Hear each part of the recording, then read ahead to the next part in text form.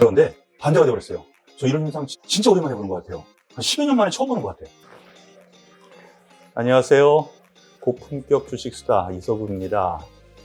오늘 쿼드러플 리칭데이라고 말씀을 드렸죠. 그래서 간략하게 어제 공부를 좀 해봤는데 오늘 출렁임이 컸습니다. 그런데 이거보다 훨씬 더 클 수도 있었었는데 역시 우리 개인 투자자 여러분들, 동학개미 여러분들 굳건히 지켜내셨습니다. 외국인 기관 모두 일단은 오늘 풋옵션, 즉 하락 쪽에서 좀 수익을 내고 싶었었는데 장 초반에 그래서 외국인 기관 모두 매도가 있었죠. 그래서 쭉 밀어내리는 듯 하다가 개인의 매수세로 끌어올렸습니다. 개인이 그동안 지수가 하락 조정을 겪을 때 밑에서 받는 역할만 했었는데 오늘 같은 경우에는 제가 장중 동향을 보니까요. 개인들이 위로 쏴서 올렸어요. 그런데 여기서 더 특이한 점, 혹시 꼬리가 머리를 흔든다라는 얘기 들어보셨어요? 웩더독 현상이라고? 오늘 그런 날인데 선물 옵션이 주식을 막 쥐 흔든다 라는 날이거든요. 그런데 반대가 돼버렸어요. 저 이런 현상 진짜 오랜만에 보는 것 같아요. 한 10여 년 만에 처음 보는 것 같아. 무슨 얘기냐면 선물 옵션에서는 하락으로 가고 싶다라는 뉘앙스가 외국인 기관의 매매 패턴에서 나타났는데 개인들이 주식으로 끌어올리다 보니까 이거 별 수 없이 선물이 따라가는 그런 흐름이 나왔어요 오늘. 그에 따라서 옵션 포지션도 장중에는 막 움직이는 그런 현상이 나타났는데 오늘 코스피 지수 하락 출발했다가 밑으로 쭉 떨어졌다가 올라갔습니다. 그런데 수급 동향 보면은요, 결과치입니다. 이거는 결과치. 외국인이 1조 3,060억 매도가 나왔고요. 기관이 4,400억 매수가 들어왔죠. 근데 이게 장 막판 직전까지 어떤 현상이 나타났느냐? 외국인 매도가 쏘쏘, 금융투자가 엄청나게 장 초반에 매도가 났습니다. 어저께 제가 말씀드렸죠. 금융투자가 이렇게 매수를 강하게 했었을 때 바로 어제 부분이요. 5천억 매수가 들어왔는데 요거 내일 때려 부을 수 있다. 엎어치기 할 수 있다라 그랬는데 장 초반에 다 엎었었어요. 장 초반에는. 올라오니까 그리고 동시효과까지 금융투자가 오히려 매수 전환을 해버렸어요. 장 초반에 둘러 엎어가지고 매도 4천 몇백억까지 됐다가 오늘 상당히 수급에서는 변화 요인이 있었어요. 그런데 여기서 하나씩 보죠. 외국인이 1조 3,600억, 연기금이 4천억 정도 매수를 했어요. 금융투자는 뭐라 그랬어요? 단기 성향. 그런데 오늘 옵션 동향이 좀 껄쩍지근하네요. 오늘 물론 쿼드러플 위칭데이라서 이번 월물까지 싹 정리가 되는 날입니다만 차월물이라고 해서 다음 월물을 매매를 하는 경우도 있어요. 그래서 오늘 제가 보기에는 차월물로 갈아타는 것도 많이 있었고요. 그런 점에서 놓고 보면은 콜옵션 매도, 풋옵션 매도, 외국인.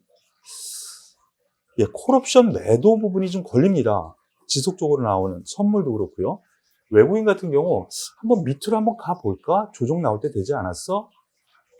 라는 흐름이 좀 나오고 있다는 점에서 놓고 보면은 저는 이렇게 수급 동향이나 그리고 미국 증시나 간략하게 한번 볼게요. 주요 증시.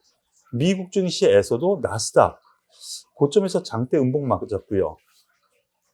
중국 증시 어제 급락 이후 오늘 반등이 미약한 걸로 보면은 약간은 조정이 좀 필요하지 않은가라는 판단입니다. 우리나라 종합주가 지수. 그래서 고공권대에서 간단하게는 단기 조정은 있을 수 있다라고 생각하고 약간은 지금부터는 보수적으로 접근하는 것이 맞지 않을까라는 생각이고요.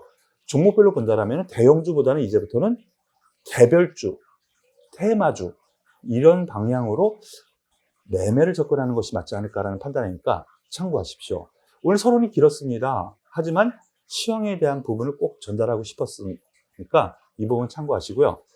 그러면 다음 오늘 어떤 부분에 대해서 좀 알아볼까요? 네, 오늘 특징적으로 시총 상위 종목은 하락인데 건설주는 급등을 했거든요. 따로 원인이 있을까요? 예, 쿼드러플 리칭데이 때문에 그래요. 앞서서 제가 잠깐 설명을 드렸지만은 외국인 기관 같은 경우 좀 물량을 줄이는 흐름이 나왔다가 장막판에 이 금융투자가 매수 전환한 결과 이외에는 외국인과 연기금의 매도가 있었거든요.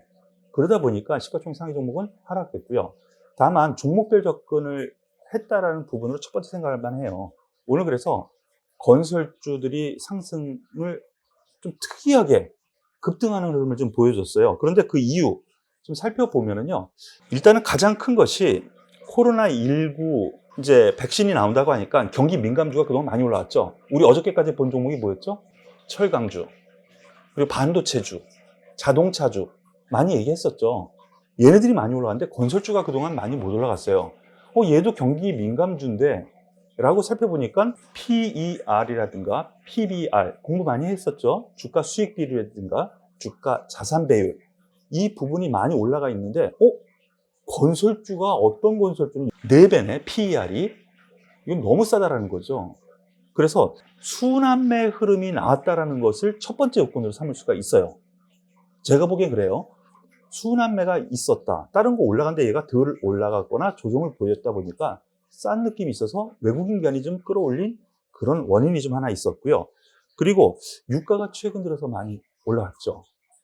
유가 올라가면은 중동 쪽에서 그동안 해외 플랜트 별로 없었는데 얼마 전에 삼성 엔지니어링이 대규모 수주를 한 번 했었죠. 그리고 그 이후에 유가 괜찮네. 그러다 보니까 그 기대감, 해외 플랜트 수주 기대감도 한몫했다라는 게 두 번째. 그리고 마지막으로 이 얘기까지 해야 될지는 모르겠는데 건설교통부 장관 그동안 고생 많이 하셨죠. 근데 교체를 이번에 한다고 하죠. 김현미 장관 같은 경우 규제만 위주로 했었는데 새로 수장이 바뀌다 보면 이 규제 계속 있을 수 있겠지만 그래도 조금은 낫지 않겠어? 라는 기대감도 어느 정도 한몫했다라고 생각이 돼요. 그래서 어느 정도 이유는 다 갖다 붙일만 합니다만 이거 다 이유라고 생각해요. 가장 큰 거는요. 순환매예요. 그걸로 한번 생각을 하시고요. 그러면 여기에서 우리가 어떻게 할 건가?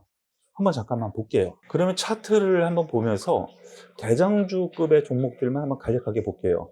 현대건설, 지금 뭐 SK하이닉스라든가 시가총액 상위 종목 같은 경우에는 저 위에 있죠. 화면 보시는 저 위. 그런데 얘는 4월달 고점 근처에서 아직도 있어요. 그러다 보니까 최근에 올라간 흐름이라고 제가 순환매 흐름으로 오는 것이 맞지 않을까라는 생각 말씀을 드렸고요. GS건설이 최근 들어서 가장 두각을 나타냈어요. 오늘도 8%. 물론 중소형 건설사 같은 경우에는 초급등에서 뭐 상한가 근처까지 간 종목도 있었지만은 우리 우량주 위주로 살펴볼게요.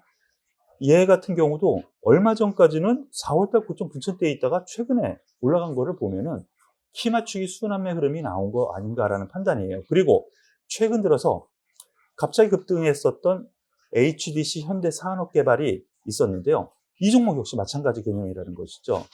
이렇게 놓고 보면은 싸다. 다른 종목들에 비해서. 그렇기 때문에 순환매 흐름이 나온 거다. 이렇게 생각하시는 것이 맞을 것 같아요. 그래서 제 판단에는 이들 종목들 순환매 흐름이기 때문에 여기서 추세적으로 더 쏘고 위로 간다. 조정 시 매수를 권해드리겠습니다. 네, 건설주랑 더불어서 관련 업종들도 급등을 했는데 이유가 뭘까요?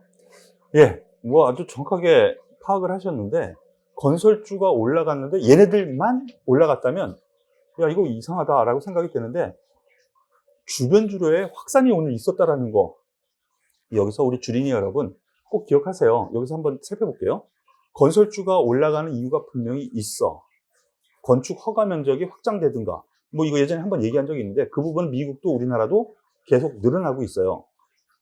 그런 이유든 저평가든 어찌됐든 같이 움직이죠. 건설이 되면은 뭐가 필요할까요? 우리가 가끔 가다가 봤던 중장비, 뭐 굴삭기라든가 뭐 코끼리차 아시죠? 아니면 지게차 이런 종목군들이 또 건설이 화랑이 될 걸로 예상이 되면 많이 팔릴 거 아니에요. 그리고 또 하나 건설에 꼭 필요한 게 뭐가 있죠? 시멘트. 건설이 활성화가 된다면 시멘트 당연히 필요하겠죠. 그렇기 때문에 오늘 건설 기계 그리고 시멘트주들이 또 같이 상승했어요. 뭐 대부분 한 5% 내외의 상승을 좀 보였는데, 건설 기계 같은 경우에는 제가 여러분들께 많이 그동안 말씀드렸었던 종목이 있죠. 현대 건설 기계, 그리고 뭐 대표 종목인 두산 인프라코아, 두산 바켓이 있고요. 그리고 그 밑에서 이 중장비의 부품을 만드는 회사 진성 TEC까지가 한번 관심을 둘 만한데, 대표적인 종목 하나씩 살펴볼게요. 현대 건설기계 우리가 그동안 많이 봤으니까 살펴보죠. 현대 건설기계 이 종목 같은 경우 주봉을 한번 보면요, 바닥에서 이렇게 거래가 엄청나게 나왔어요. 근데 이걸 누군가 저금한 것처럼 사들어왔다라고 볼 수가 있죠. 누가 털어낸 게 아니라, 이렇게 털어낸 게 아니라, 앞부분에 여기 털어낸 거 보이죠? 저금한 거예요. 소위 매집이라고 하죠. 뭐 같은 맥락으로 조정시 매수 관점 충분히 가능하지 않은가라는 판단이고요. 더불어서 두산 인프라코어 인수 협상에서 가장 현대 건설기계가 있는 현대중공업, 이 그룹이 유력하죠. 시너지 효과, 그거에 대한 기대감도 있으니까 바로 이 현대 건설기계를 중장비, 건설기계 쪽에서 본다라는 첫 번째 손가락으로 여러분들께서 보시면 되겠어요. 그리고 두 번째로 볼 수 있는 관련주, 시멘트주가 있죠. 시멘트주. 관련해가지고 건설이 올라간다면 당연히 시멘트가 많이 쓸 거니까 뭐 당연하겠죠. 그 대표 종목, 쌍용 양회를 한번 보죠. 이 종목 역시 3월달 저점에서 그닥 올라오지 않았어요. 최근에 올라왔거든요. 건설주와 마찬가지 개념이라는 거.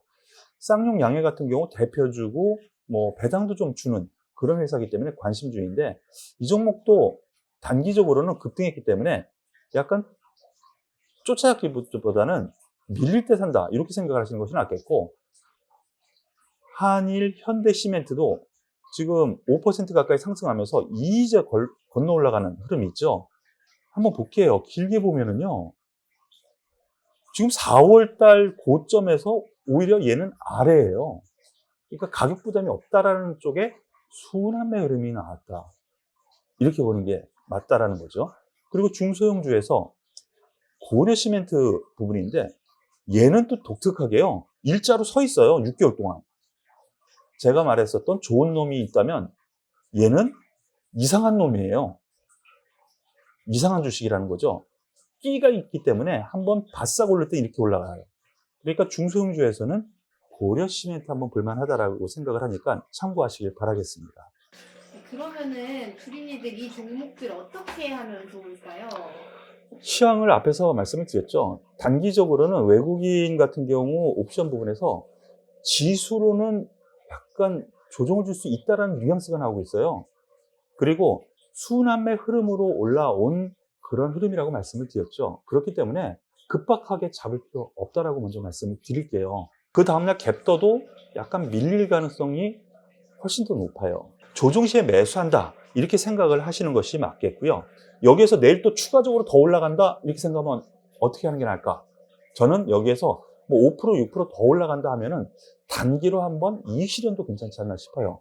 그리고 조정을 줄 때 다시 사자.